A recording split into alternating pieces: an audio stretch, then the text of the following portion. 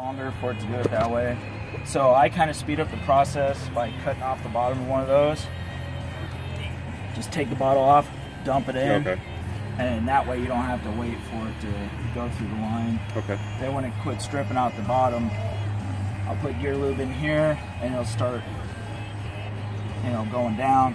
Then once I start to see it trickle out, I'll close it off, fill up the lower, because then I know that line is full of gear lube. Okay, so you fill up through here first until it hits the line? Yeah, that's what I'll do. Is I'll fill it all the way up, because then what I'll start doing is start going back down that line.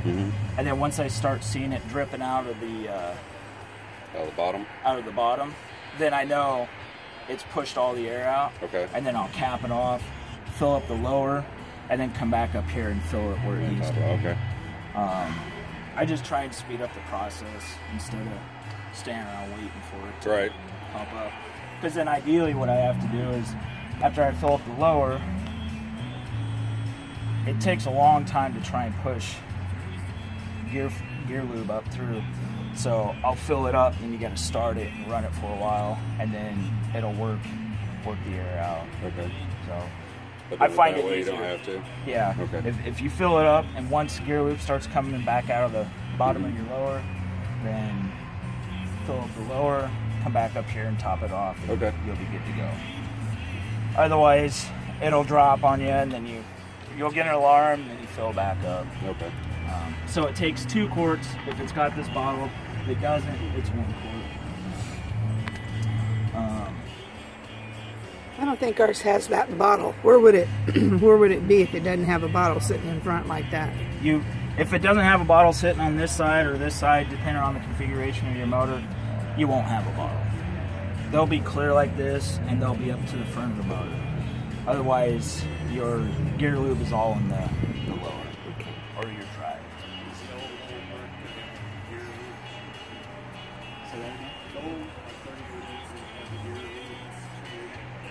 Yeah, it'll have the gear lube, but it won't. More than likely, it won't. These didn't start coming out. I think this is 10 from or maybe older. Yeah, maybe it's 95. Now your fuel filter, how often do you replace? Do you replace that every year? No. I'm replacing mine this year because I know I just bought the boat. I want to make sure everyone's done. Yeah. If you can pull your fuel filter or your fuel water separator off and dump it out and look to see if there's water and stuff in there. But we only change them whenever we do a tune-up on it, which is about every 3 years. Those filters are a little more expensive. If you have running problems with your motor, then generally it's good to do a tune-up and to replace that, and that way you know there's nothing wrong with your... Well, supposedly it was a rebuild motor, but I want to make sure all the filters and everything are good. It was idling a little rough last time I had it out. And on your carburetors, you'll have a filter up here as well. So if you take this line off, check that filter as well. A little screen filter, yeah. How do you pull your gas to check to see if it's got water in it?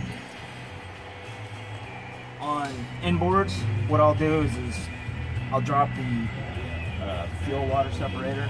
I'll dump that out to check and see, and if there's no water in there, more than likely there's not any water. But to check to make sure that it's not in the tank, what I'll do is I'll hook up to here, and we have a special pump to pump fuel out, and hook it up to the battery, and we'll take maybe a 1/4 cup fuel sample, look for debris or fuel or water in there as well. And that also, we can check what kind of fuel, the status of the fuel that's in the fuel filter or the fuel water separator, as well as in the tank, because they could be different. And someone might be like, well, I've got 10-year-old gas in there, there's only maybe a gallon or 2. Well, then I put 30 gallons of fresh fuel in there. Well, it doesn't mix up like that. You cause yourself more problems. Should that... So we didn't open any drain plugs in the car? No. Nothing's going to leak out until you start the engine. Yeah. Once you, at the beginning of spring or when you start to use your boat after you winterized it, it's water ready. You don't have to do anything, so you can drop it in the water. lake. Yeah, it's all environmental safe. It's specially designed for RVs, home use. It's not designed for automotive because it's a different grade of. So I replace that fuel water separator first before starting it to run it. That way the stable gets in through all that. Or it doesn't matter. Yeah, if you're going to replace it, it would be best just to because if there's anything sitting in there, bad fuel sitting in there, you put stable in it, it'll help push it out, but replace it, and that way, peace of mind, you'll know it's okay. So you replace it before spring, before you start anything? The fuel water separator? Yeah.